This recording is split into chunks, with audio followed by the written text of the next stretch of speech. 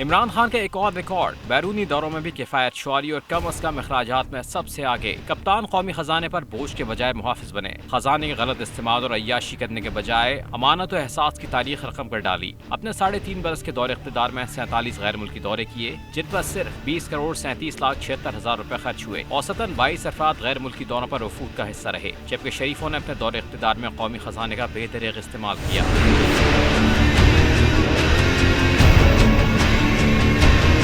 سابق وزیراعظم نواز شریف نے اپنے دور حکومت میں 92 غیر ملکی دوروں پر 1 ارب 80 کروڑ روپے خرچ کیے۔ دوروں کے دوران 262 دن ملک سے باہر رہے، 2390 افراد بھی ان کے ہمراہ تھے۔ نواز شریف متعدد بار لندن نجی دورے پر بھی گئے۔ 2016 میں 48 روز کا نجی دورہ کیا، جس پر 6 کروڑ 90 لاکھ روپے کے اخراجات آئے۔